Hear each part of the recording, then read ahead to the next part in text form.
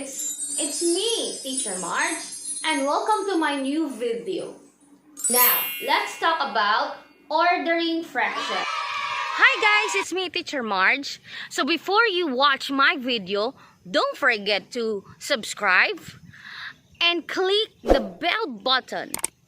Don't forget to like, share, and comment to all of my videos. I hope you like my videos and see you! Intro in boom.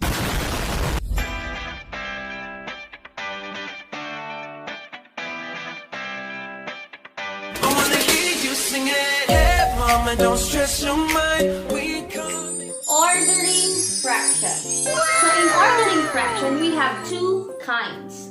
First is ascending order. Yes, ascending order. It means what? Can you read it for me, please? Yes, ascending order means smallest to biggest. Correct. Again, ascending order means smallest to biggest. Okay, the other one is what we call descending order. Again, descending order. Descending order means biggest to smallest. Again, biggest to smallest. Now, we have already the meaning of ascending order and descending order. Now, let's talk about how to arrange fraction. Now, in the first one, we have about ascending order. In number one, how to arrange if the denominator are the same. Like for example, we have 17, 58, 9, 58, and then 21, 58. Okay, how to arrange this one? First, if the denominators are the same, what are you going to do is to copy all the denominators first and 58. And then on the top, arrange it from smallest to biggest. Again, the numerator should arrange it from smallest to biggest. So what comes first? So the first one is 9, the second one is 17, and the third one is 21. And there you have it. So again, when we arrange the fraction with the same denominator, just copy the denominator first and arrange the numbers on the top from smallest to biggest. Let's have an example. For example, we have 5, 10, and then 6, 10, and we have 1, 10. Okay, now let's try to arrange from smallest to biggest fraction. First, you are going to write the same or write denominators first. And then arrange the numerators from smallest to biggest. So what will be first? So we have 1, 5, and 6. Okay, so that is the first one. If the denominators are the same, you are going to arrange the numerators from smallest to biggest. Let's try number 2. The numerators are equal. Okay?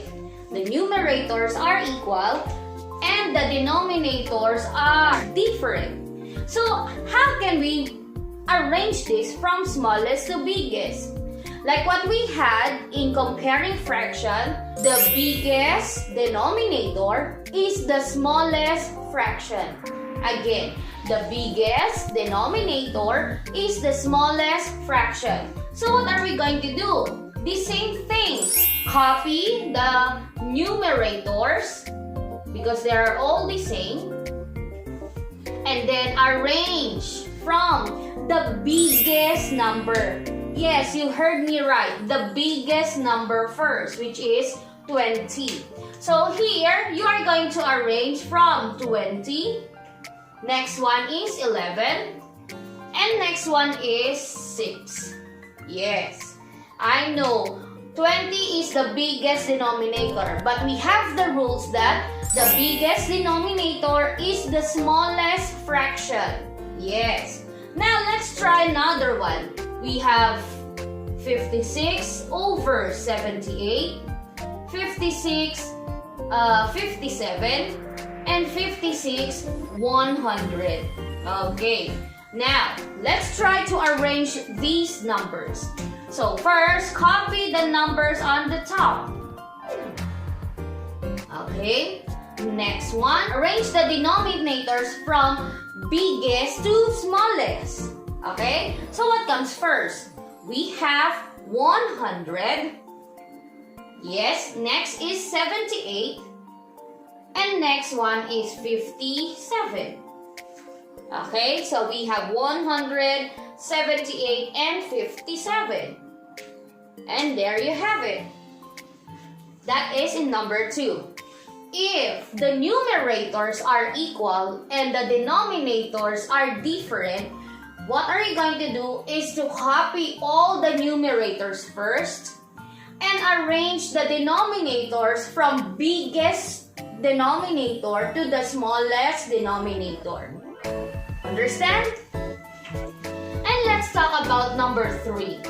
In number 3, all fractions are totally different. Yes, you heard me right. All fractions are totally different. Now, let's try number 3. We have 1/3, 9/12, and 2/4. Do you think they're all the same? No. Technically, they're all different. Okay. Now, have you heard about LCD? LCD, list common denominator. Again, list common denominator. So it means we are going to get all the denominators here. So you should have an extra paper to solve this problem. So we have 3 here. Get the denominators of 3. We have 12 and we have 4. And find the LCD. So by dividing using prime numbers, we're going to divide it by 3. 3 divided by 3 is 1.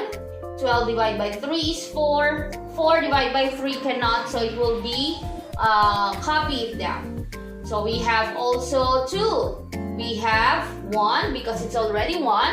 4 divided by 2 is 2. 4 divided by 2 is 2. And we still have 2. 1 divided by 2 is 1. 2 divided by 2 is 1. 2 and 2 is 1. Copy it all and multiply it. What will you get? Yes, we have 12. Now, we are going to find what number to make this one 12. How? So try to divide it. So it will be 12 divided by 3, right? 12 divided by 3 is what? It is 4. So it means this 4 should multiply to 3 here. Times 4. Okay? And the 1 here will become what? So multiply also by 4. Okay, there you have it. Next one, we have 12. It is already 12, so no need to change it. And we have also 4 here. So 12 divided by 4 is 3. So multiply this one by 3. When you multiply here by 3, you must multiply on the top in 3. And multiply it. Okay? 4 times 1 is 4. 9 is still 9. 2 times 3 is 6. Okay. So this number here on the top are just your guide. It is only a guide to determine which one is the smallest number.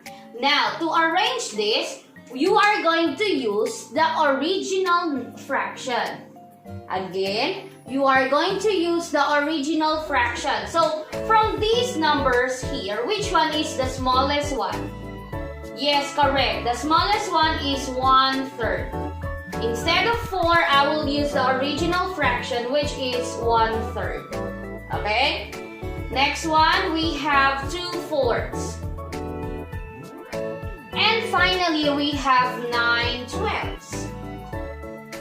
Okay, so that will be your answer. Let's try another one. So we have 2/5, 3/4, and 2/3. Okay. So technically, they are all different. So what are we going to do? First, you are going to get the LCD.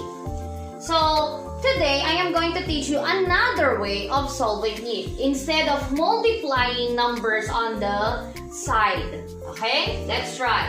First, get all the numbers. 5, 4, and 3. Divide it by 5. 5 divided by 5 is 1. 4 divided by 5 cannot, so copy it. And here, copy it also. Next one, divide it also by 2. This one will be 1. Here will be 2. Here will be 3. Next, I will divide it by 2 again, so it will be 1, 1, and 3. And lastly, we still have 3 here, so all of these are 1. Okay? So it will be what? It will be 60. No, when we multiply it, we will get 60. First, divide 60 to 5. So it will be what? 60 divided by 5. And then times 2, the number on the top. So divide here and multiply to 2. Got it? 60 divided by 5 is 12. 12 times 2 is what? Yes, 24. So this will be 24. Okay? Next, 60 divided by 4 is 15. 15 times 3 is 45. Okay? Look like this. 60 divided by 4 times 3. Yes.